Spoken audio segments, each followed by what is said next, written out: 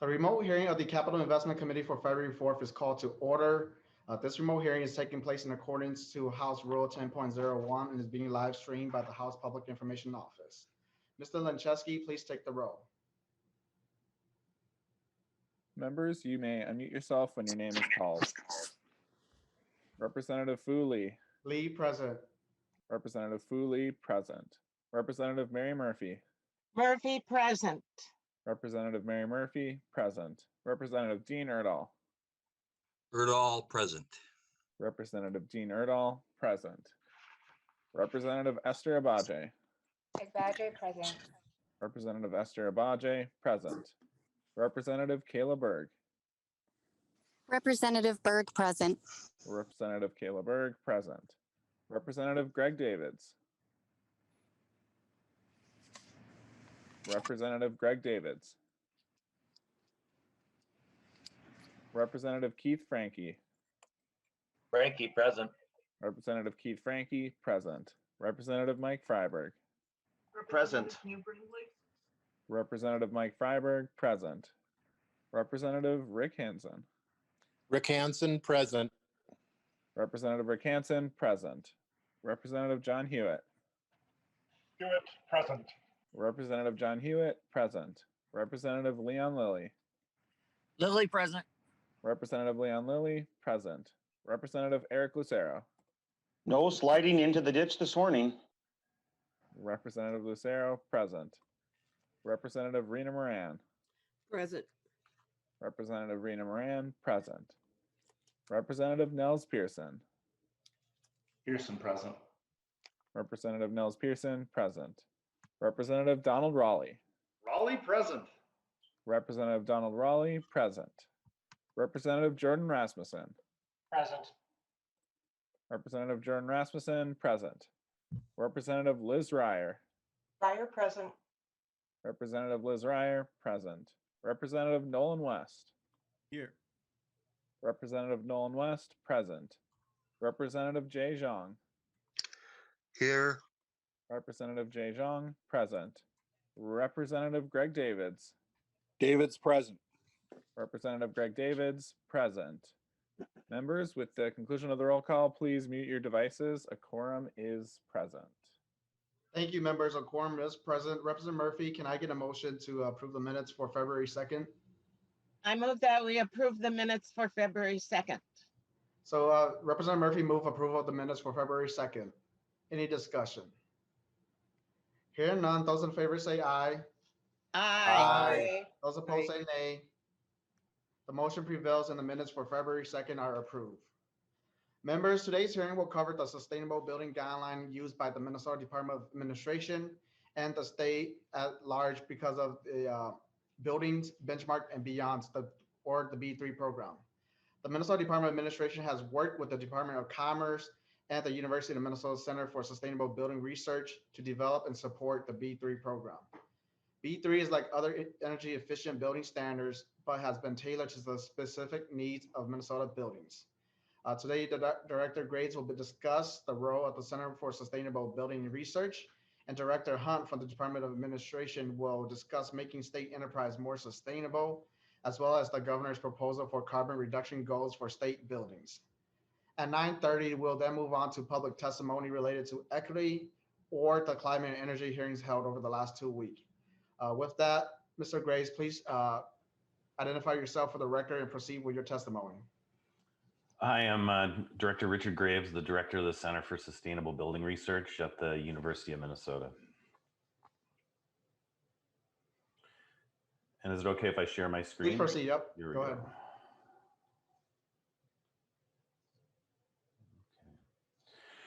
Okay. So I'm going to give a brief overview of sort of the history of the B3 guidelines in Minnesota and progress with the projects over the history of the program. So, so the B3 guidelines actually began as the Hennepin County Sustainable Building Guidelines developed by Hennepin County in 1995. The state legislature, and I'll go through the statutes in a minute, asked for sustainable building guidelines for state-bounded projects, and B3 was released in 2004 for all new state-bonded projects. In addition, the legislature required benchmarking of existing state facilities, and so the B3 benchmarking guidelines and benchmarking system also went live in 2004 to track building energy usage in Minnesota. In 2008, the guidelines were updated to include all substantial renovations, not just new projects. And then also in 2008 and 9, the energy portion of the B3 guidelines was replaced with the program called Sustainable Buildings 2030, which I'll tell you more about in a minute. The purpose of the program was to make the guidelines performance-based so each project team could determine the most cost-effective method of obtaining the objective. They were designed to be connected to real outcomes, so to get real energy usage, real benefits to occupants and building owners for projects in Minnesota. The guidelines were also to reflect environmental issues of Minnesota and attempt to address these issues in the following areas: energy reduction, water reduction and pollution reduction, indoor air quality, project management and commissioning, and also site and water guidelines. The Sustainable Buildings 2030 program, the energy portion of B3, was passed in 2008 as part of the Next Generation Energy Act. And it was established to create cost-effective energy performance standards to reduce both energy usage and carbon dioxide emissions, which is important to keep in mind. There are many energy efficiency programs around the country and around the world, but SB 2030 is unique in requiring both energy and carbon reductions in the program. And these programs, these standards have become the energy use requirements for state bonded projects within the B3 guidelines. Also in, let's see here, sorry about that. So legislation 2004, 2009, and 2010, the statutes for basically creating the B3 program have received updates over time, and to not only require new projects, but also all major renovations as of February 1st, 2009 to comply with SB 2030 and the B3 guidelines. And also within statute, the Center for Sustainable Building Research at the University of Minnesota is designated as the entity to work with the Departments of Administration and Commerce to update the guidelines, maintain them, work with project teams, and bring on other team members to maintain and manage the program. Oops, sorry about that. So it's also important to understand that over time, as we've created the guidelines and deployed the guidelines, it's become sort of a network of programs to support project teams and owners. So there's the guideline portion, which are the requirements that project teams get. We've had around 420 projects over the history of the program go through the B3 guidelines process. It's important to understand that this includes both projects that have used the SB 2030 for their energy requirements, but also some older projects before SB 2030 that have the older requirements. It also includes the SB 2030 energy standard. We have over 100 projects that have submitted their design energy use intensity to us. And of those projects, there's an estimated savings of about 534 million kBTUs. That's an energy unit for those of you energy wonks out there. But that translates into about a savings of $8.3 million per year. And I'm going to have some updated numbers at the end of the presentation. The B3 benchmarking program, there's over 7,500 buildings representing over 300 million square feet in the program. And part of the reason all those buildings were benchmarked in their energy performance was to try to identify buildings that are good candidates for energy efficiency upgrades. And about 18% or 1,500 buildings of the benchmarking program were identified to be kind of easy candidates for energy efficiency upgrades that represent, almost 2 billion kBTUs and the potential savings of $23 million per year in state operations. So how the program works is project teams put in information in our SB 2030 Energy Standard Tool or calculator. So they put in specific information about their project. It's an office of 200,000 square feet in a specific location, and they get a custom energy target to meet their energy efficiency requirements.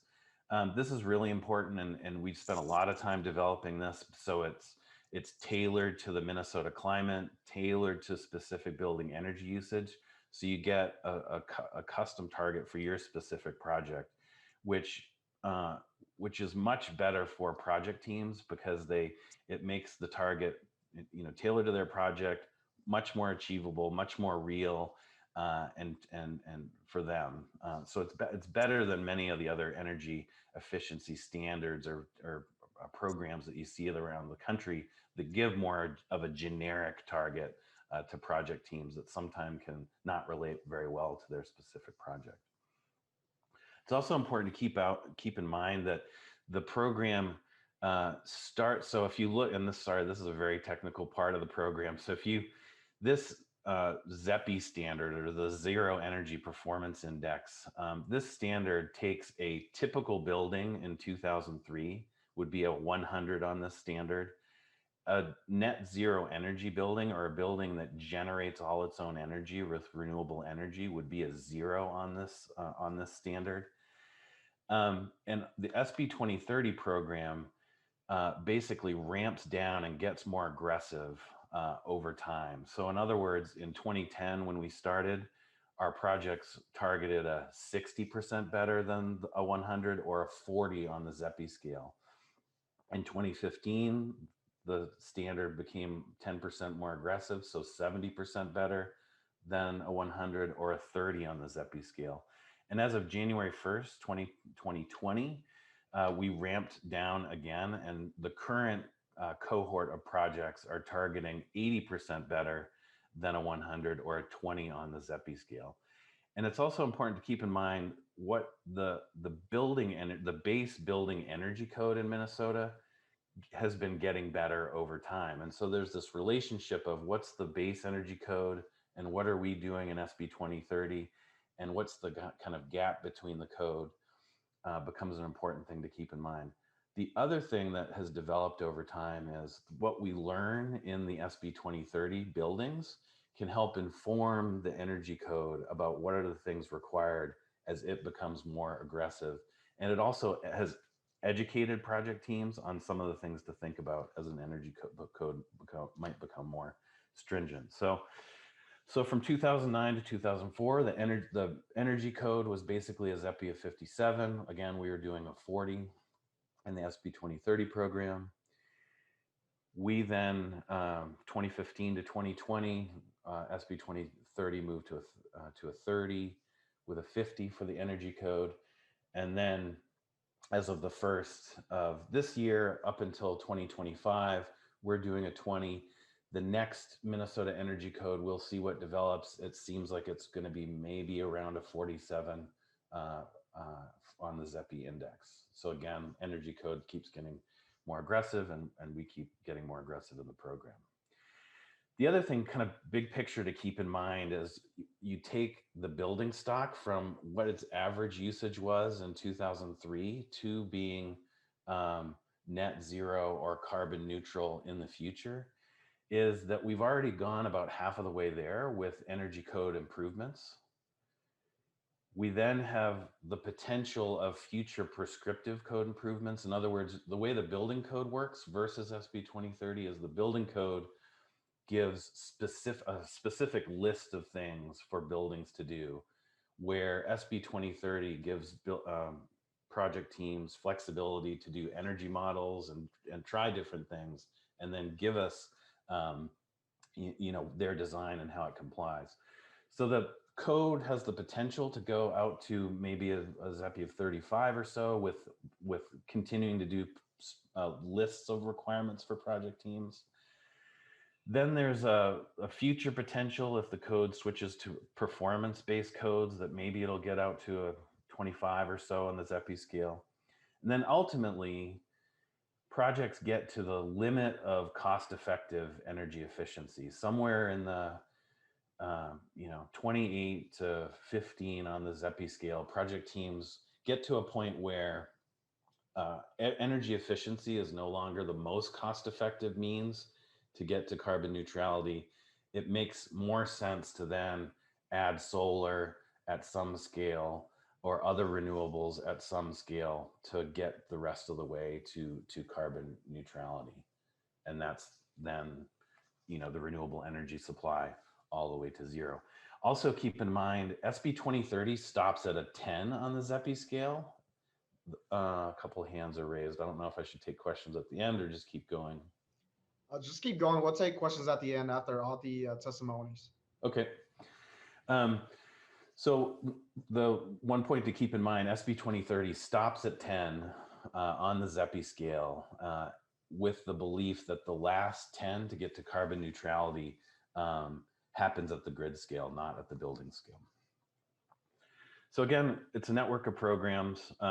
We have programs for energy efficient operations to work with building owners to get to continue to get performance in their buildings over time. We also do post-occupancy evaluations with projects to figure out what's working for projects, what are building occupants satisfied and comfortable, and what are things that are lessons learned for the program that we can weave into future requirements or adjustments in the guidelines over time if needed. And the energy efficient operations part of the program is important because studies have shown that about 15 to 20% of energy usage can happen because of waste, because of the operation of the building has drifted from normal operations or optimal operations, and adjustments need to happen. I think I'll just click through some of these things. Projects track their compliance with the program and what we call the B3 guidelines tracking tool. Each of the requirements goes into the electronic form, and the project teams can submit their submissions in the form for review by our team to track compliance. We also, when project teams meet with us early and we learn more about their project and find that maybe there are particular guidelines, it could be a small project or it could be a project that doesn't have some scope in their project that for certain guideline requirements, we can adjust the tracking tool so they only need to track and submit items that actually are part of their project. So key roles in the program: each project defines an agency contact as the representative of the state agency receiving the funding to be in charge of the B3 tracking tool to make sure submissions happen. They also have the ability to meet with us about specific project requirements and request variances if there's, say, a program requirement for the project that's in conflict with a particular B3 requirement. We can work out and give our opinion to the agency contact and the particular department whether they should receive a variance for a specific requirement. There also is a guideline leader as a role within the tracking tool, and this is often given to architecture firms who are managing or leading the design team to get compliant, to submit compliance with the various B3 guidelines. And key steps in the entire process are early project setup, to meet with us, to get the project set up, educate the team and the owner about the specific requirements. get design team coordination around the goals and how they relate to the guidelines. And then also work through the design of the project, get the submission, and then transitioning the project into operations, because things like SB 2030 require 10 years of actual energy usage to be tracked in the B3 tracking tool for compliance. And then also you're transitioning from the design team being involved and heavily responsible for a lot of the building operations to the actual owner and operations team, and that's important to transition that as well. We also, over time, have updated the program with alternative compliance paths for different types of projects, from small buildings, projects under 20,000 square feet. We've had for quite a while a small buildings method for the SB 2030 requirements that give them prescriptive requirements that are easier for smaller project teams with smaller budgets to comply with the requirements. We're also working on a small buildings method for the rest of the B3 guidelines because we've, in meeting with project teams over time, we found that to be important. We've also come up with guidelines for many renovation projects or just partial mechanical system upgrades. So we've come up with requirements for those. We've been working with between Commerce and MPCA to adjust and align the requirements with wastewater treatment facilities. And then we've also, in SB 2030, developed and updated what cost effectiveness means. And basically what that has meant is that we've translated that strategies need to have a payback of, it used to be when we initially did this in 2009, strategies had to have a payback of 15 years or less to be cost effective. We updated that last year, and now it's 12 years or less to be deemed cost effective. Sorry, I just gotta move. So, you know, to receive more information about the program, you can go to the website, b3mn.org, for more information about the guidelines or to see the energy standard tool, et cetera. Oops, sorry. It also, on the website, there's a case studies database of projects that have gone through the program to share their performance, to share what strategies they used to achieve compliance. This helps give a feedback loop to new project teams that are coming into the program so they can learn from projects in the past. Another screenshot from the case studies database. And so, you know, B3 project benefits over time.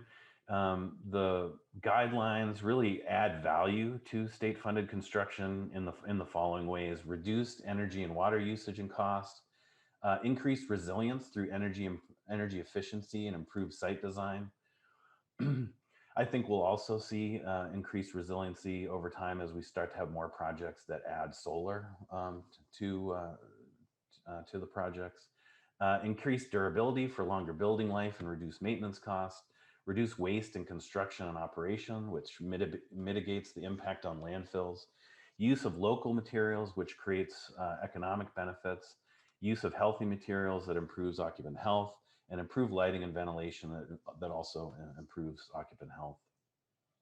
And then SB 2030 benefits in particular, and these are the most up-to-date numbers, are, you know, 197 buildings designed, predicted to save, you know, 1,351 million KBTs per year. To date, 88% of all projects enrolled in the SB 2030 program have documented designs that meet or exceed their standard.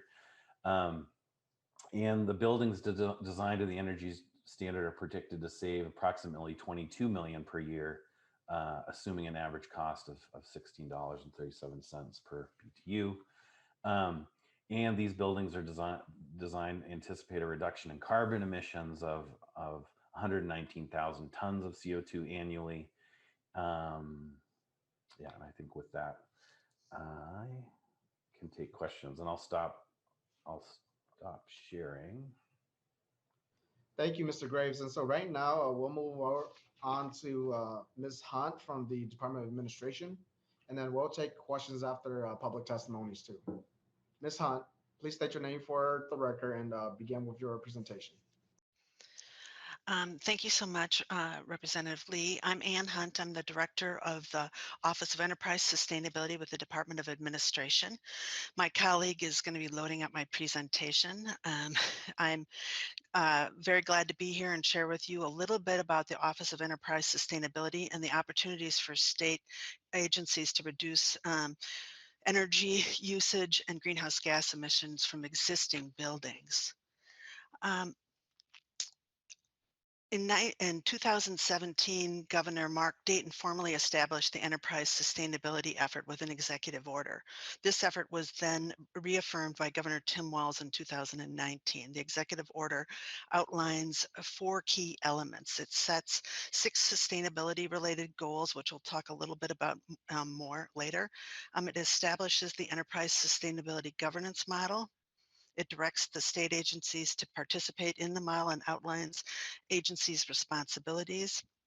And it establishes our Office of Enterprise Sustainability to both track and report on the progress towards the sustainability goals, but also provide technical assistance and share best practices for the state agencies. And this applies to the 24 cabinet level state agencies.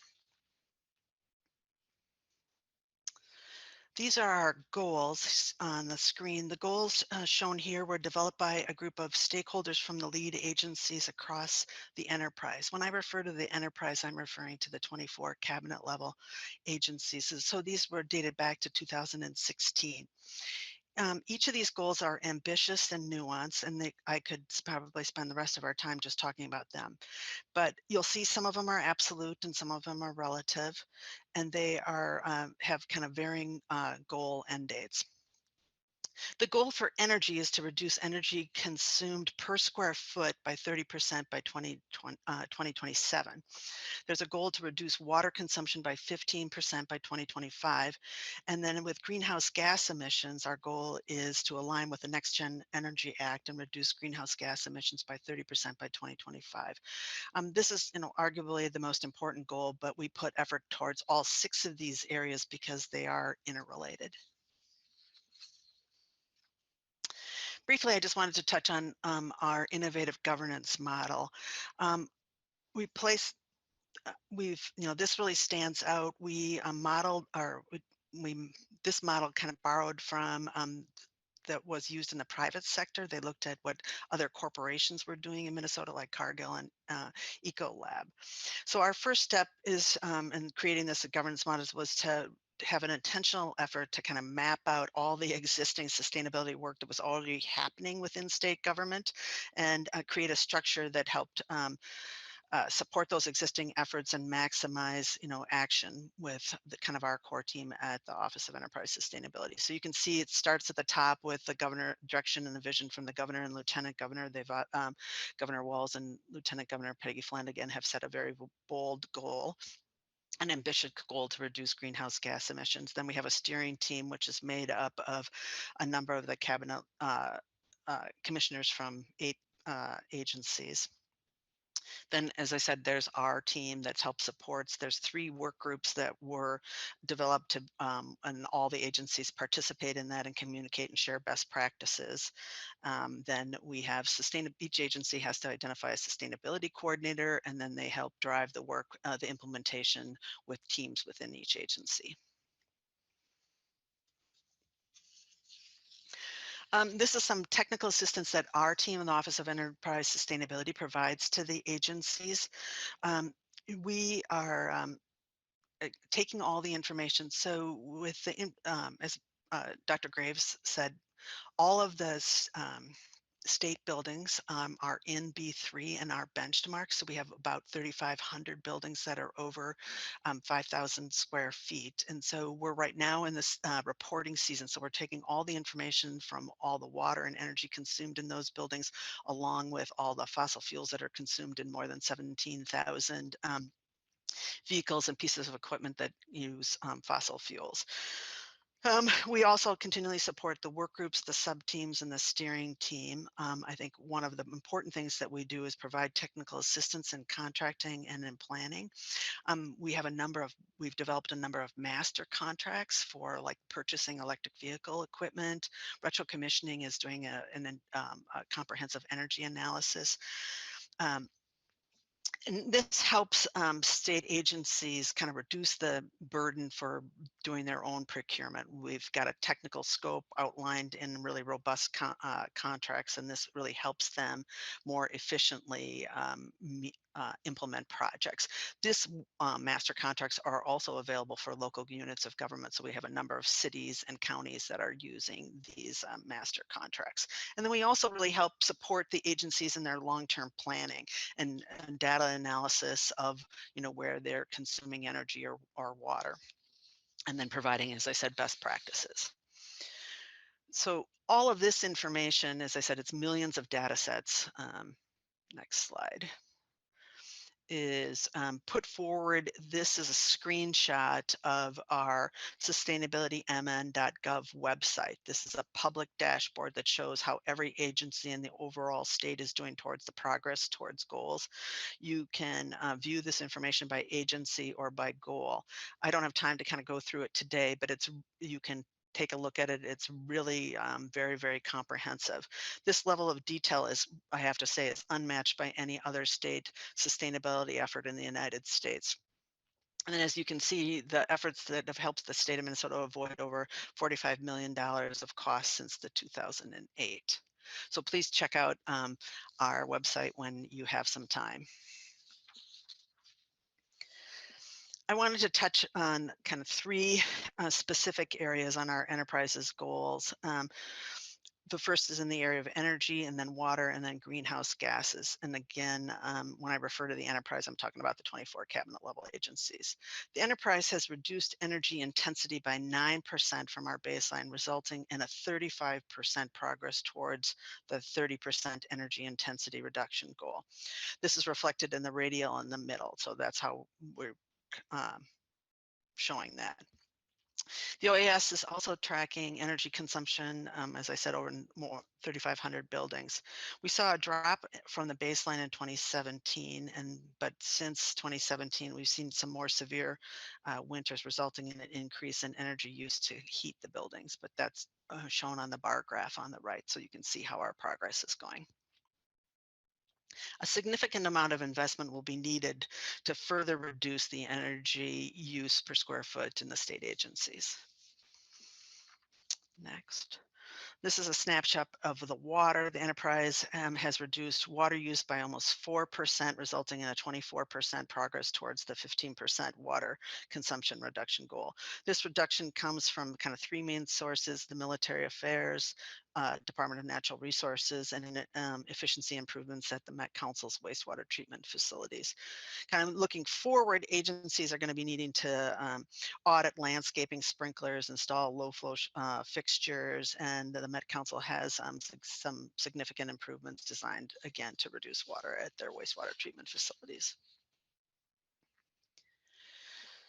The enterprise has reduced greenhouse gas emissions from its operations. And again, that's buildings and fleets and operations, including water treatment, wastewater treatment, by 18%, achieving a 61% progress towards the 30% greenhouse gas reduction goal. It's important to note that we didn't include in our GHG emissions the emissions coming associated with the closed landfill program.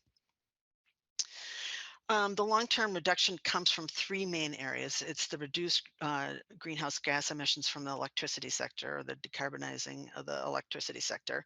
It's also the consolidation of square footage in buildings, and it's improved energy efficiency in the buildings. Kind of moving forward, agencies will have to make significant energy efficiency and conservation improvements to their existing buildings. Building more energy efficient buildings under the SB 2030 program, as Richard Graves had outlined, will require buildings to be 80% more efficient than the average building was in 2003. It'll also require incorporating more on-site renewables, and then potentially purchasing more renewable energy for programs like Renewable Connect. Fuel switching will also be an important strategy for meeting our future reduction goals. I wanted to give a kind of a case study of what it's going to take to really meet these aggressive goals. This is the next few slides I'm going to show you is how the kind of prolonged and consistent efforts have resulted in significant reductions in energy uses at the Department of Administration at the Capitol Complex. And the Department of Administration's Facility and Management Division maintains and operates the 22 buildings on the Capitol Complex, plus about 32 parking facilities. The energy use on the Capitol Complex has decreased by 19%. That's weather normalized from our baseline year of 2008 to 2019. As people may know, admin leases spaces to the various state agencies. So it's really been in admin's best interest to reduce the ongoing operating expenses in those buildings and be good stewards of the taxpayers' funds. So you can see from these charts, we've had some significant reductions over the 10 years or so. I just wanted to highlight a couple of the new initiatives that have been going on. In 2019, the Department of Administration completed a $6 million investment in the transportation building. So we did a number of kind of short-term payback projects like installing LED lights, but we also did some projects that have a longer paybacks like updating the air handlers in those buildings. We've seen in the next slide some pretty significant reductions in electricity from those buildings. The pink, the project started in the kind of the summer of 2019. So there's a pink line there. You can start to see the reductions in energy use starting in kind of September through December of 2019. And then the gray line shows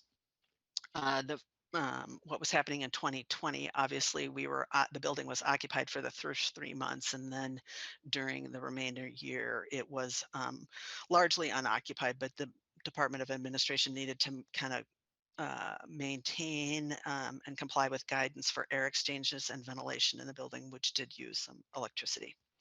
And I don't have all the final numbers for December, so that's why it kind of dropped off. Funny. Quickly, too, I wanted to share, this was some Capitol Complex LED light replacements that we did in 2020. I wanted to highlight this project quickly. That admin applied to the University of Minnesota's Technical Assistance Program. It's called MinTap. It's available for public entities and also private businesses. And we got an intern, a mechanical engineering intern, that worked with our facilities folks to assess the opportunities for retrofitting fluorescent lighting with LEDs at the Capitol Complex. So these were 5 projects, including the state office building where you all are officed. We were able to do about over $100,000 of kind of, this is the total cost, both lights, parts, and labor. And have an annual savings for the 5 projects of about $57,000 a year. And these also took advantage of rebates from Xcel Energy. Kind of going back to 2000, currently the administration has 4 solar PV installations on the Capitol Complex for about 436 kilowatts. The photo on the left is the first installation at the Capitol Complex at the Minnesota Senate building. This building was built solar ready, and it was an ideal candidate for putting a 133 kilowatt installation by Mortensen Construction and Gephardt Electric. We did 3 additional installations in 2019. I finished in 2019 at the transportation, staff, and administration buildings. The photo on the right is on the lower roof of the admin building. These 3 projects totaled about $700,000 and have an estimated savings of $87,000 annually, or about a simple payback of 8 years. These were projects that were initiated under the Dayton administration. They were not and we're also excited that this was a union crews from Innovative Power Systems that did the last 3 installations, but we also used the Halene modules from Mountain Iron, and the racking for the system was from Unirec, produced in Alexandria, Minnesota. So about 2% of the Capitol Complex is coming from solar. I know this is a complicated chart, but again, we have all of the 3,500 buildings are benchmarked in the B3 system. Again, as Richard had said, the B3 benchmark predicts how much energy would be used in a particular building and if it were built to today's energy code. This tool gives us an idea of where to find the greatest potential for reducing energy consumption and associated operating costs. Additional assessments would still be necessary to, scope out a project and do the engineering for implementation. And of course, it's a model, and there's some other considerations that might make achieving some of these results really difficult, like the age of the buildings. But I think what we wanted to discuss is this is kind of the potential for avoided energy use and energy costs is primarily lies in the Department of Corrections and Human Services. That accounts for about 70% of the potential. We have 10 state agencies that own their own facilities. I think collectively, if they were doing their initiatives, this would have the potential to avoid energy usage by about 17%. As I said, our office is here to assist people. We want to help the agencies reduce their operating expenses. This is not unlike what you would be doing in your home by looking at your annual budget and trying to figure out how are you going to reduce some of your expenses so that you could put more money towards your retirement or the kids' savings for college fund or things. So we really want to help agencies reduce their operating costs so they can use that money to fulfill their missions and better serve Minnesotans. I wanted to touch briefly about last year's bonding cycle. The governor included about $356 million worth of projects that I identified that would help state agencies achieve their sustainability goals. Those included asset preservation funds, funds for new construction of sustainable buildings that would be following the SB 2030, there was also investments in solid waste and organics infrastructure and an electric vehicle charging equipment. We appreciated the House included about 85% of those projects in their bill, but only about 34% of the projects eventually got funded. That did include the $2 million for admin to install electric vehicle charging equipment on state property for the use by the state fleet and for the public, and we appreciate that effort. But as I said, there's going to need to be a sustained investment in these agencies to be able to really make progress towards reducing their energy consumption like the Department of Admin was able to do at the Capitol complex. As Dr. Hellman and Knuth stated at your joint capital investment and climate and energy committee last week, we really need to put a climate change lens on the projects that are supported with the capital investment. For example, in the last bonding cycle, there was a number of projects that Corrections and Human Services had in their asset preservation proposal that, if funded, would have funded building automation systems, variable speed drives, heating, ventilation, and air conditioning units that would reduce their ongoing energy use and utility bills. They're not the splashiest projects, but they would have been the type of projects that can make a big impact on improving the agency's energy efficiency and avoid energy costs. So next, I just wanted to touch on, one tool we proposed that had been in the bonding bill and the House bonding bill last year, but then ultimately wasn't funded, was this idea of having establishing a revolving loan to help assist agencies in achieving their energy efficiency and their water conservation goals. About 31 states already have this kind of revolving loan. I was familiar with it when I worked as the sustainability director for the city of St. Paul. Mayor Chris Coleman at the time established $1 million revolving loan fund, and it made significant progress towards implementing energy efficiency projects at the various state or the city departments. St. Paul Port Authority also has one, and the University of Minnesota has a revolving loan fund for the Minneapolis campus. And I know Representative Freiberg has introduced a bill for this, but a revolving loan fund would kind of help fund these types of projects, whether it was lighting or digital controls. Retro commissioning, as I said, is doing kind of a really extensive energy assessment in a building. If we had a fund like this, the agencies would utilize it. They would repay the fund with savings that they had from their energy improvements, and it would really help the agencies be more efficient and improve their operational sustainability and their resiliency. And they would be better able to kind of weather bad economic times and maintaining kind of the level of service that Minnesotans are expecting from those agencies. A couple more slides here. I wanted to show this one here. This is the greenhouse gas emissions from buildings shown from the calendar years 2017 through 19. The majority of the emissions for the enterprise, 73%, is associated with the buildings from purchased electricity energy, which includes electricity, the district energy, heating and cooling.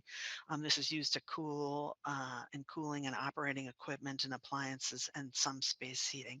And then a smaller amount, 27%, comes from the on-site combustion, primarily used for space heating from natural gas, propane, and a small amount of fuel for the backup generators. So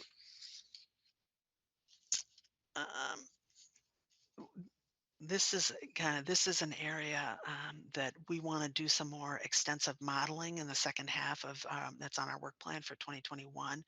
But right now, as I said, we're kind of in the throes of doing all the data analysis for the 2020 year. While we don't have specific numbers to apply, we know that there's kind of three key factors that we need: that how effective we are in implementing cost-effective energy efficiency and conservation measures, as I've kind of discussed before. The decarbonization of the electricity grid will go a long way to reducing our overall greenhouse gas emissions from the buildings. It's been one of the primary drivers to date. And then finally, as I said, on-site combustion fuel switching will be another way for us to further reduce our greenhouse gas emissions. For example, the Department of Administration has reduced its greenhouse gas emissions from its buildings by 50% through reducing energy use and energy efficiency by almost 25%. We purchased renewable energy tariff called Renewable Energy Government through Xcel Energy for more than 20% of the remaining electric use. And then we've, as I discussed, we installed some on-site rooftop solar. So with that, that's gives you kind of a highlight of what it would take, I think, for state government to really significantly reduce energy and greenhouse gas emissions. And as I said, I think it'll be important for you. I know there's a lot of variables that you have and factors that you consider when you're putting together the capital investment budget, but having a climate change lens on that will be very important moving forward. Thank you so much for your time today. Thank you, Ms. Hunt. And so now we'll move over to public testimonies. And for our public testifiers, we will limit your testimony to 2 minutes so that we can save about 20 minutes for members to ask questions at the end.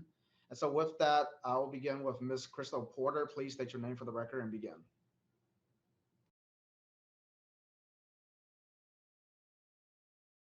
Ms. Porter, you're on mute.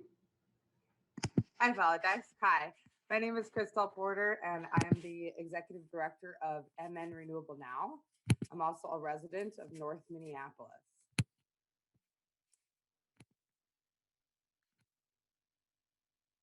And I can just please proceed. go right into it. Yep. Okay, sorry about that.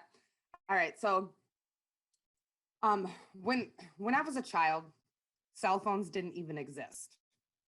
It was actually considered a privilege to have even a cordless phone in your household. Now, fast forward in just the past 2 decades, we went from phones we can walk around with without a cord to devices that not only serve as phones, but instead as personal assistants that manage our bank accounts, pay our bills, manage our schedules, and is even allowing some of us to meet face-to-face today. I think it's interesting that technology has changed so dramatically in how we conduct our everyday lives on a global scale, yet the energy system we depend on so heavily has not seen the same pace of transformation. Renewable energy is increasing, yes, but not fast enough. We have less than a decade to achieve 50% reduction in greenhouse gas emissions. The same momentum we use to evolve our technology is the same momentum that we need to source our energy if we are going to reach net zero by 2050. Although energy is our biggest problem now, it is also our biggest solution. With the help of you, our elected leaders, to pave the pathway and to inject resources into the work to make the change of transformation of our energy, together we can secure and sustain a clean and prosperous future for everyone. If our goals are to be 100% renewable by 2050 and zero carbon by 2030, then why are we continuing to allow gas lines in new construction? Why are gray water systems not allowed in the Twin Cities? And why are we allowing large monopolies to limit community solar? If we say that we care about racial equity and environmental justice, then why do we not have inclusive financing to maintain our aging properties to meet our energy efficient needs? Why are we not using every opportunity for renewable energy to power our cities, such as restoration hydro plant in our rivers? Instead of compromising our earth and building a pipeline through our bodies of water that in due time will pollute and poison some of our most vulnerable populations, we could be utilizing our fresh water to power what we need right here. Ms. Porter, if you could wrap up, please. Yeah. You heard Richard Graves. He said that the last 10 on the ZEPI scale happens at the grid level. If you multiply that last 10 by buildings across the state, and what we have is slow progress. When it comes to climate change, slow progress is the same as no progress. Thank you. Next up, we have Ms. Pinkella. Please state your name for the record and begin. Good morning, Chair Lee and committee members. My name is Stephanie Pinkala, and I work for the Nature Conservancy in Minnesota. TNC's mission is to create a world where nature and people thrive by protecting the lands and waters on which all life depends. And climate change is an urgent threat to that work. It threatens human communities through flooding and heat vulnerability, and we see our northern forests declining and iconic plant and animal species shifting northward out of Minnesota. Your joint hearing last week highlighting the intersection of climate and capital investments included several references to nature-based solutions or to natural infrastructure. Science tells us that nature is a critical tool to address climate change. Land-based emissions are the third highest carbon emission source in Minnesota, and one of the areas where the state has made the least progress. A recent report by our TNC scientists that was made available to the committee this morning shows that natural and working lands can sequester nearly 20% of Minnesota's emissions. In our state, the #1 land-based tool with the biggest mitigation potential is forest and tree planting, followed by improved carbon storage on agricultural lands. In addition to sequestering carbon, our forests, grasslands, and agricultural landscapes in Minnesota can also keep water clean, provide resiliency benefits, in addition to many economic, health, and wildlife benefits. As this committee considers which infrastructure investments you'll include in a bonding bill that can tackle climate change, there are natural infrastructure projects that can be implemented immediately that will use nature as an effective carbon sequestration and resilience tool. So first is ongoing investment in the DNR Forest for the Future program, which received $1 million in funding in the most recent bonding bill passed by the legislature, and we thank you for including that program. We encourage you to continue to invest in a voluntary program like that, which has a waiting list. But other critical capital investment eligible natural infrastructure programs could include reforestation, increasing the state's tree nursery capacity. We're not even meeting our current capacity, working grasslands easements, floodplain protection, and land acquisition like aquatic management area and the scientific and natural area acquisition programs. We look forward to being a resource for this committee on behalf of our science and our science team, and hope we can provide more information on those programs and just generally on natural climate solutions. Thank you very much for your time. Thank you, Ms. Pancala. Sorry for butchering your name. Next, we have Garrett Johnson. Thank you. Can you hear me okay? We can hear you. Please proceed. Okay, great. So my name is Linda Garrett Johnson, and my background is in organizational development, and I'm also a certified Lean Six Sigma business process improvement consultant. But as you can also see, I'm a person of color. So as I talk to you today, it's going to be through my lens of process improvement, as well as my work in authentic community engagement, specifically with underrepresented and underserved communities and the BIPOC community. One of the things that I did as I was asked to give public testimony was I began to look at the bonding process, the application process itself. And one of the things that I did my own quick assessment. I could do a deeper dive if I had more time. But one of the things that I see is that in order to achieve equity in capital investments, you must address the business model and the processes by which the funds are made available and distributed. What I'm talking about here, just really quickly, is that this includes a review of the bonding application and its process, setting clear equity expectations for project identification, making sure that there are authentic, culturally appropriate engagement of the BIPOC community and unengaged, marginalized communities in project identification and the selection process, particularly at the local unit of government level.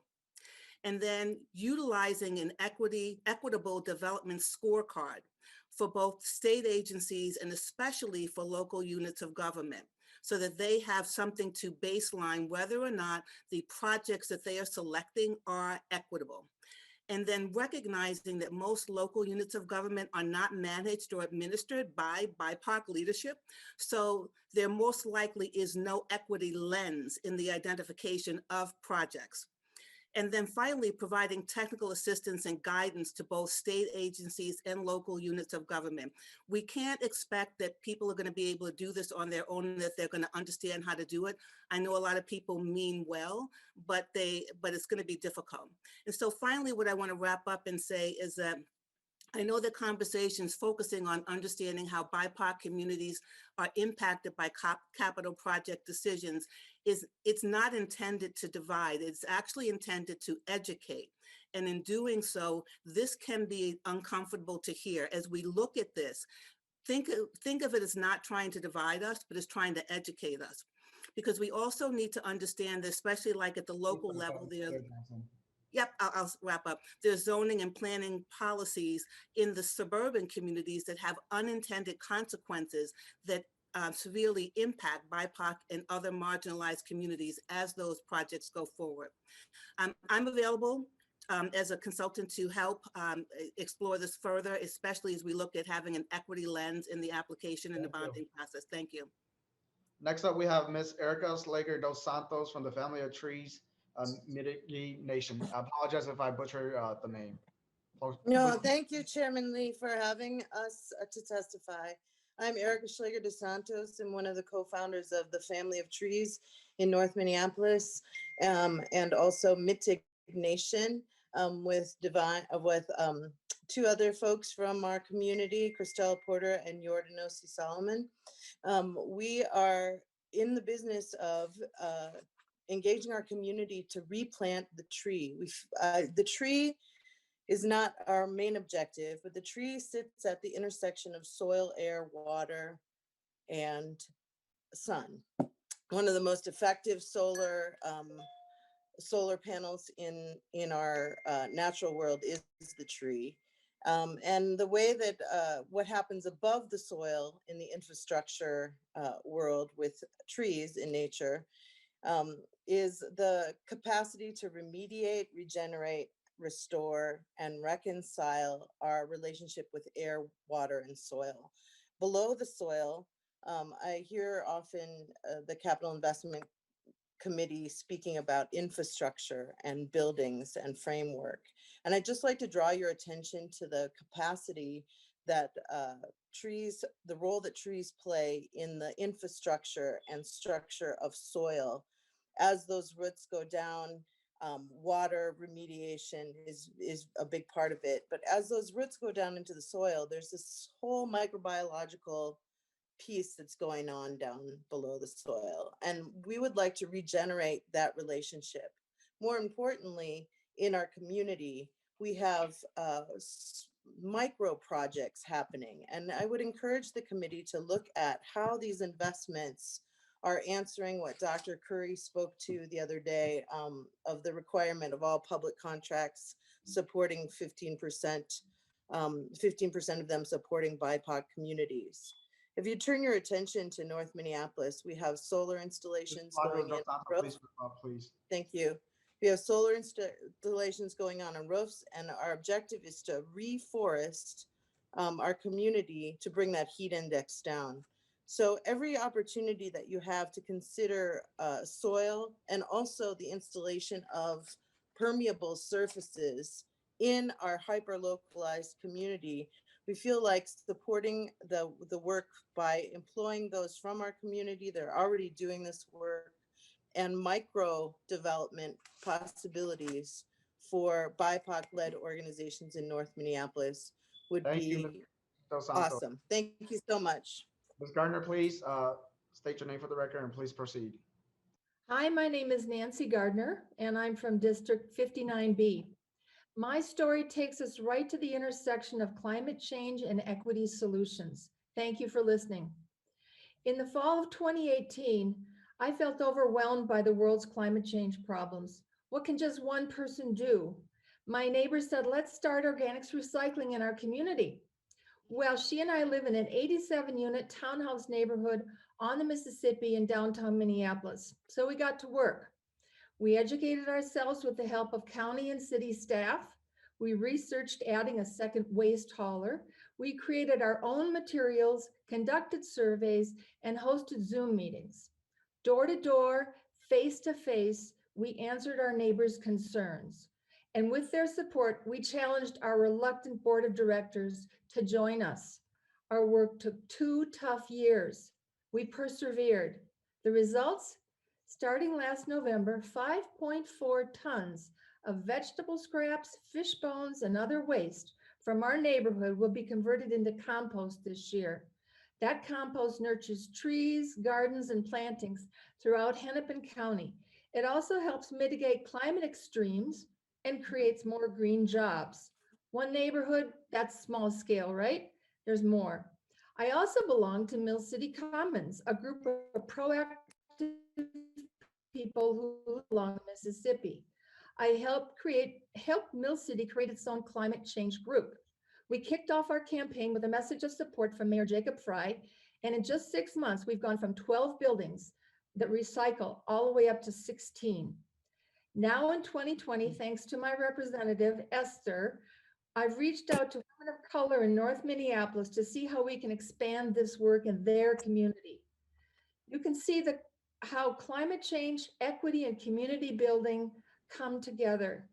Ms. Gardner, please wrap up. Handout I gave you, and if you approve funding legislation for climate change initiatives like organics recycling, we'll continue our work. If you take the first step, we'll take the next 2. Thank you. Thank you. Next up, we have Isabel Chancellor. Please state your name for the record and begin. Isabel Chancellor. I'm with Midway Rise Up, and I'd like to share with you what's happening, not specifically what's happening, but what we would like to see at the intersection of University, Snelling Avenue and University and Lexington. We're dealing with a lot of development that has been spurred because of light rail, which I was part of the light rail project. But at this point in time, we feel like we're being attacked, and it's not just a feeling, it's really happening. And so what we would like to just ask of you is a lot of help. And so in being able to push back on inequitable development or sustainable community development that includes economic development within historically BIPOC neighborhoods. And so we're asking for assistance in trying to figure out like how to make these processes transparent, something that Linda Garrett Johnson talked about. Creating funds that make property acquisition and land banking for community groups much more accessible and affordable, helping us influence policy improvements from zoning into planning into development to match racial equity and combat homelessness goals, or helping us to combat homelessness goals, to create financing and funds to spur community developers to do more development projects within BIPOC neighborhoods, much like some of the housing finance that's being done. But that's just not a process that's available now in the state of Minnesota. Create incentives that can, that really combine with TIF, new tax credits, opportunity zones to encourage developers who do want to develop in BIPOC neighborhoods to do that with more of an equity lens and not so much of a damage. Create standards and requirements for compliance. I heard a lot this morning about compliance that you have set up in your energy work. And that's the kind of compliance and hardline scorecards that we need for racial equity. There are some smart people at the state that put that together. I'm highly impressed. And so I would really love to see that in all of our BIPOC communities and to be a partner with the state in developing something that really takes Minnesota into a whole nother level. Thank you. Next up, we have Elizabeth Turner from the American Institute of Architects, Minnesota. Please proceed and state your name for the record. My name is Elizabeth Turner. I'm AIA from Principal at Precipitate Architecture, which provides consulting and design for passive buildings, including B3 and SB 2030. And I'm here today on behalf of AIA Minnesota's nearly 2,300 architects. AIA Minnesota has placed a top priority on finding ways to address climate change and create environmental justice for all of our citizens. We know that nearly 40% of all carbon emissions come from the construction, heating, lighting, and operation of buildings in our state. Because of the built environment's significant impact on our climate, our architects believe that it is our responsibility to constantly seek new ways to reduce the carbon footprint and energy needs of buildings. As you have heard earlier this morning, SB 2030 has been a powerful and effective tool in accomplishing that mission in public buildings. Bonding is one of the most effective economic development tools in the state's toolbox, and the application of SB 2030 to public construction projects provides further benefits. And the positive impacts go even further as the data from these public projects helps us capitalize on climate action opportunities in the private sector. Rather than just tell our clients high performance building is possible, we are able to show them and have gone through the process and developed the skill for high performance design within our firms. If we want to change the tides of our changing climate, it is imperative that all buildings are constructed with a focus on sustainability and resiliency, and this public sector's commitment to reducing carbon emissions in the buildings helps illuminate a path forward towards those broader goals. Critically, bonding is an opportunity to begin to repair the impacts that environmental racism has on our communities where there has been historic disinvestment. High-performance buildings in these communities are healthier and reduce energy burden at the same time as they mitigate future climate impacts. We urge you to continue to support regular, robust bonding bills that support a wide variety of projects around the state. We also encourage you to continue the application of the SB 2030 standard to the broadest possible range of public building projects so that the standard can continue to reduce the climate impact of our built environment. Thank you. Thank you, Ms. Turner. Next up, we have Chris Connery with the 100% campaign. Please state your name for the record and proceed. Hi, my name is Chris Connery. I'm with the 100% campaign. Chair Lee and members of the committee, we're a coalition of over 50 organizations advocating for a 100% equitable and clean energy future. I want to applaud the committee for its work over the last 2 weeks.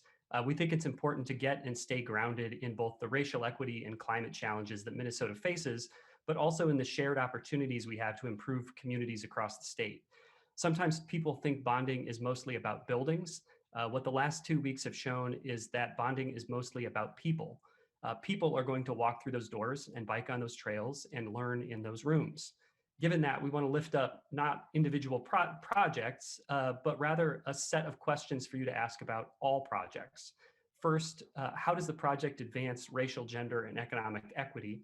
The testimony you heard from the University of Minnesota's Center for Small Towns pointed out ways that this question is relevant and doable in every corner of the state. Second, how is a project climate adapted? The Insurance Federation of Minnesota shared a timeline of extreme weather events that we've experienced since 1998. Is every project self-consciously preparing for those impacts that we expect to continue in the future? Third, is a project energy efficient and will it reduce greenhouse gas emissions? This is a win-win-win for Minnesota, lessening pollution, lowering costs, and creating opportunities for family supporting jobs. This spring, and as you tour projects over the summer and into the 2022 session, you're going to be asked to consider many laudable projects, more than you can accept.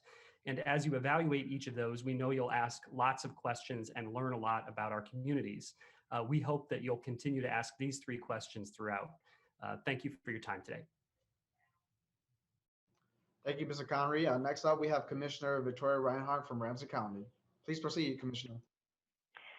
Chair Lee and committee members, I am Ramsey County Commissioner Victoria Reinhardt, and I am speaking today on behalf of the Association of Minnesota Counties and the Partnership on Waste and Energy to highlight the importance of state capital assistance investments to achieve environmental, climate, and equity benefits through funding of local solid waste projects.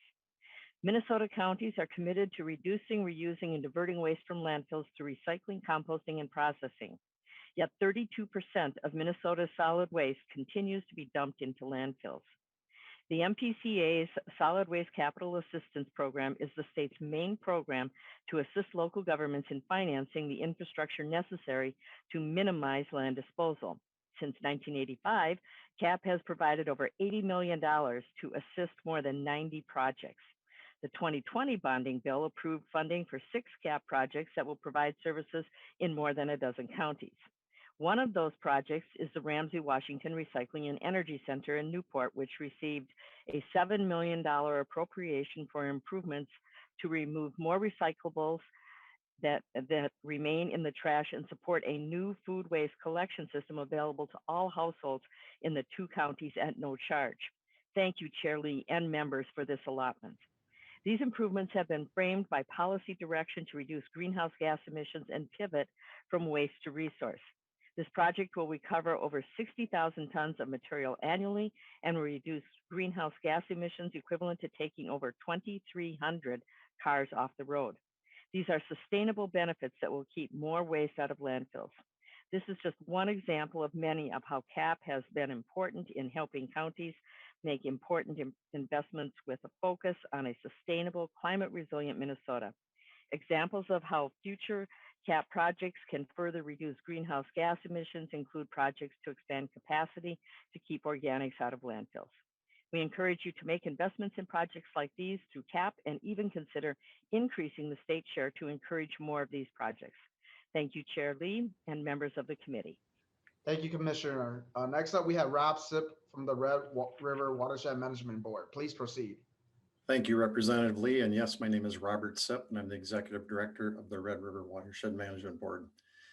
And so actually the Red Board has been working on climate adaptation and resiliency for almost 50 years. The Red Board was actually formed by the legislature in 1976 to primarily deal with flood issues. And since that time, we've been working on several projects and efforts, not only on the Minnesota side of the basin, but also with some of our other partners on the North Dakota side. So the Red Board has actually helped co-fund 60 projects over the years. And in the fact sheet that is shared with you, there's a map on the back side to illustrate those 60 projects that have been done over the years. We also have 11 additional flood projects in the works right now, and quite a bit of storage has been developed and placed on the landscape. We also have 10 water quality projects that are in the works through our recently adopted water quality program. And then kind of looking back that in 1997, the big flood that we had up there in the Red River Basin really pushed and moved a lot of additional change over the years. And one thing I'd say is that our projects are engineered and designed according to current standards and requirements, but there are definitely difficulties when you start looking at 500-year plus storm events. So from a city perspective, largely most of the cities are protected. We are still doing some work with updating city flood levies on a few of the smaller cities. And in conjunction with that, we're also working on some road raise projects with local road authorities, MnDOT, and also the member watershed districts. Regarding ring dikes, we've helped co-fund just about 300 farmstead ring dikes since 1997. And that's been in conjunction with the state of Minnesota, federal government, watershed districts, and landowners. And we've allocated just about $11 million for that effort.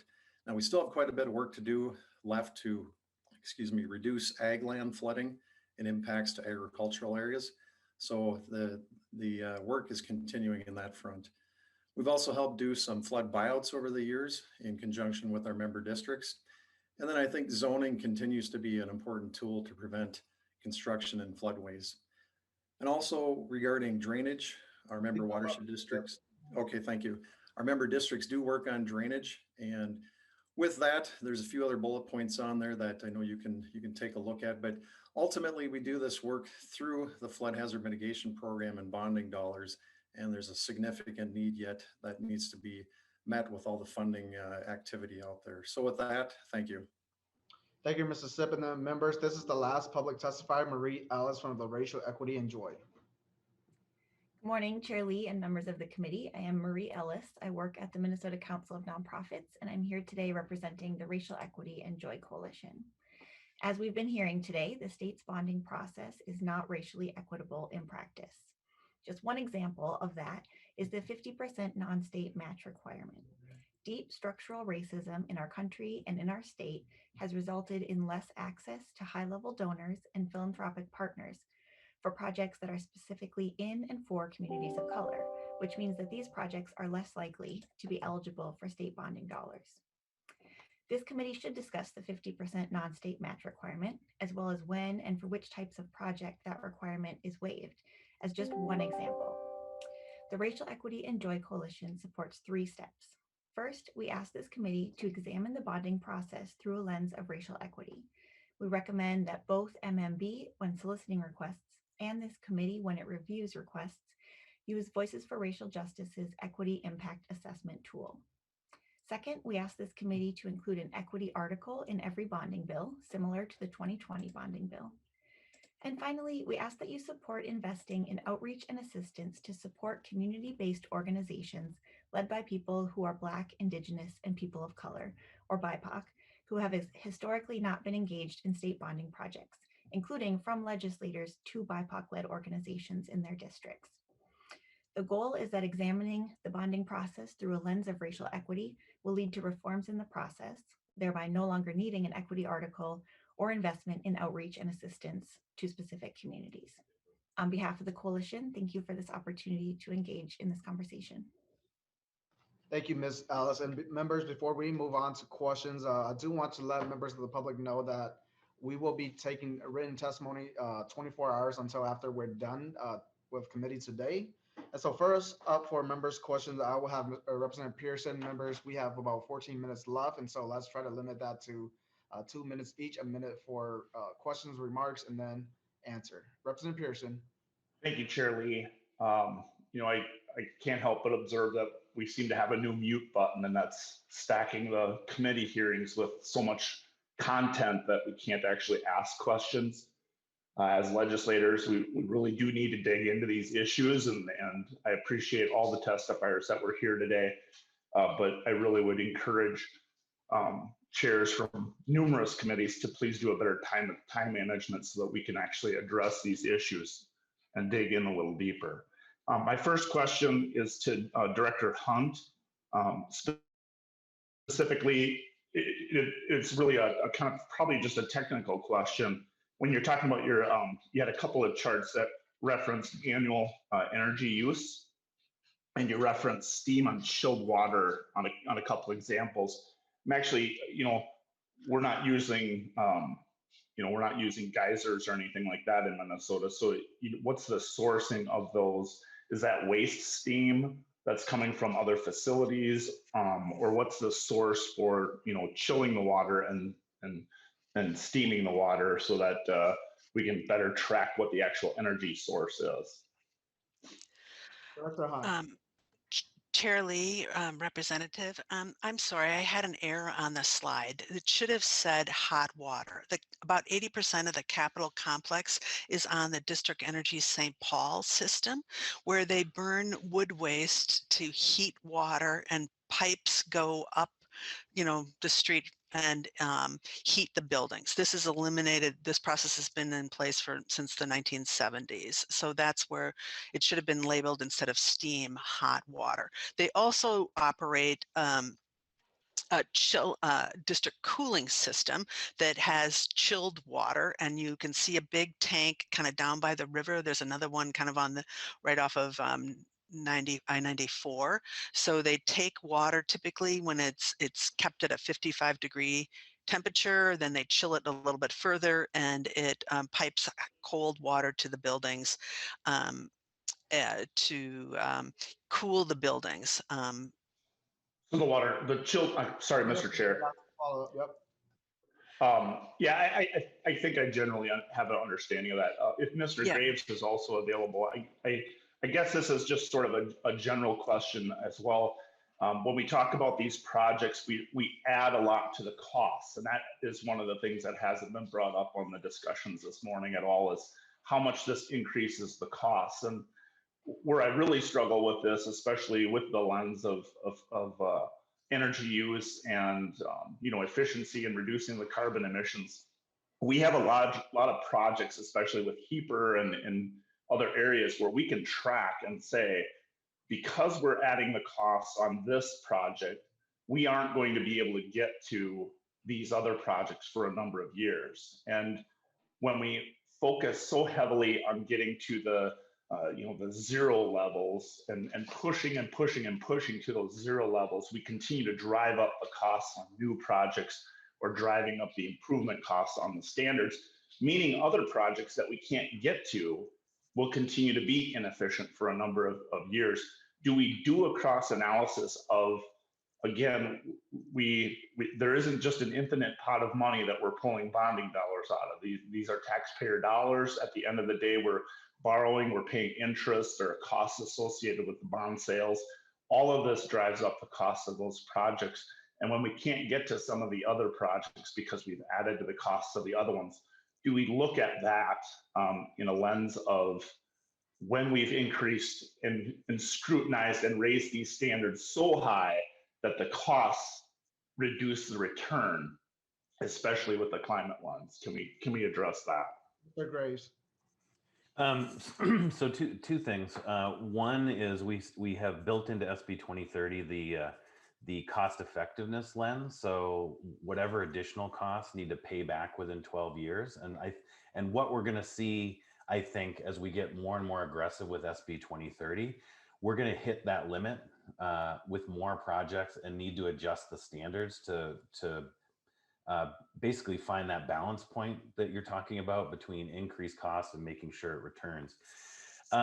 What we've seen so far with the projects up to this point, not the 80% better projects, but the projects 60, 70% better, generally, we do track costs as best as we can. It's very difficult with varying size projects, different project teams, et cetera, but most projects have been in the 1 to 2% additional costs. And then in addition, whenever we make guideline changes, not in the energy section, but in the rest of B3, we work with our team and we do focus groups with agencies, project teams, et cetera, to give us a statement of what we think additional costs could be. And we try to limit those additional costs as much as possible, not only on the capital construction side, but also in the design and consulting side. So.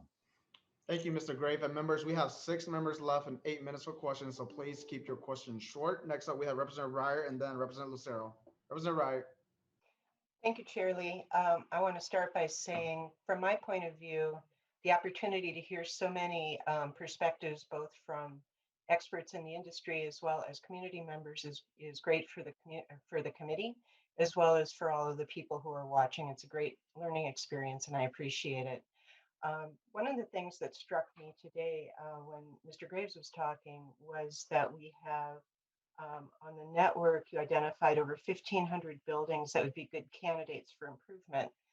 So I was thinking about it, you've covered the climate lens there, but how does that map over having some equity across the state, making sure that all communities have the opportunity for economic development, and then particularly as a tool for communities that have been underinvested in, particularly BIPOC communities? How can we use those together to prioritize? Because that's what I'm coming down to here, is that as a committee member, we're going to need to make choices in how we allocate our scarce resource of the bonding pool.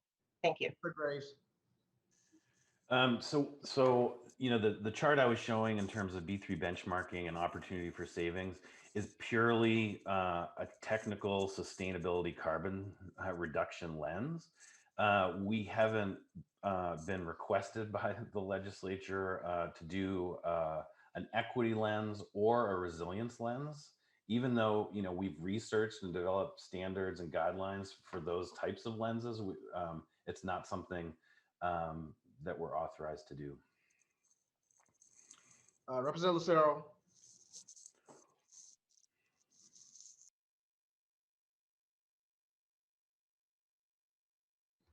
Representative Lucero, we can't hear you. Okay, how about now? I'll take the headphones out. Can you? Yep, you're good. Well, the audio is probably not as good. I apologize for that. I want to echo by starting. I share the concerns that Representative Pearson brought up.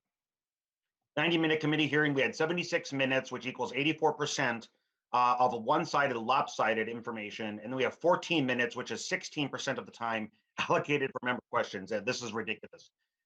So I can't ask any questions. I'll just make comments, and I'll have to save the balance of my comments and for the House floor, of which I will have many hours to express my concerns. The first would be Ms. Garrett mentioned something about an authentic culture of the BIPOC community. As a Hispanic myself, I have no idea what that means. What is an authentic culture? I find that actually very concerning language, to be honest, because I consider myself, and I know many, in fact, most who would consider themselves minorities are a member of the melting pot of the American culture, which emphasizes constitutional principles, individual liberty, and equal opportunity. I heard one testifier mention something to the effect of planning in the suburbs having unintended consequences on marginalized communities. I bring back to our, I think it was last week when it was asserted that zoning to prohibit chickens in residential neighborhoods is somehow racist, continuing the dialogue of something that's just utterly ridiculous. I heard numerous comments from numerous testifiers regarding the lens of racial equity, racial, gender, and economic equity. Members, there is a big difference between equity and equality. Equity is just the new term that is being used as a substitute for socialism and redistribution of wealth. The term we should actually be using is equality, which is the basis and the founding of our great country, equal opportunity and equality to pursue our dreams, not equity, because equity is, again, using government to redistribute wealth through a socialist system. I heard two absolutely ridiculous terms, environmental justice and environmental racism, completely and utterly ridiculous. I don't even know what those things mean. What is environmental racism? And lastly, Mr. Chair, I heard Commissioner Reinhardt say a climate resilient Minnesota. I guess the question I would have for her in a rhetorical sense, because there's no time at this point, what is the approximate cost to achieve this so-called climate resilient Minnesota? And would that have made Minnesota resilient to the melting glaciers when the earth warmed up out of the ice age? Thank you, Representative Lucero. Representative Hansen.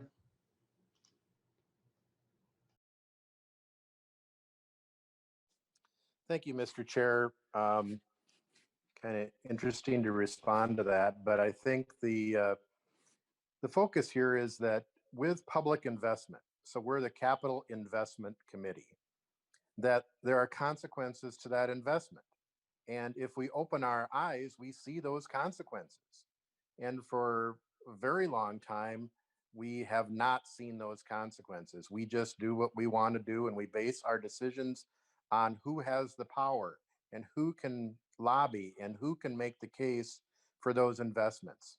And what I think we're hearing is that there are people who do not have that opportunity, who are denied those investments, that are public. They pay into the system. They are part of our community. We're all in this together, but some people don't reap the benefits because they don't get the chance for the infrastructure. The opportunity when we're dealing with climate resiliency is that we all are going to suffer the fate if our climate continues to become result in more erratic weather, more costs that we have to pick up on the public dime. So prevention is cheaper than cleanup. We can make those investments, and it sounds like we already have the leadership happening in state government. We need to enhance it, advance it, and do more of it to help everybody out. Thank you, Representative Hanson. Representative Erdog and then Representative Bajay. Representative Erdog? Okay, Representative Lee, Mr. Chair, just a quick comment here. First, actually, it's a question of you. Equity, climate, we've heard a lot about it lately. I want to know, how do you see this? And maybe this is going on with Representative Lucero's comments. How do you see equity and climate and impact in our bonding bill with the caveat that most of our projects come from government entities? Will they all be required, that our cities and our counties, to address equity and climate concerns in their requests? Thank you for the question, Representative Erdahl. And for me, I want our community members to take these into consideration when we evaluate projects. And I would let the members know that when your local projects are coming to meet with me as the chair of the committee, I am asking them about what are they doing to engage with our BIPOC communities and what are their projects doing with regards to environmental impact. And so even if we don't take that into consideration as a committee, that's my commitment to our members and for folks who are coming to the before the committee.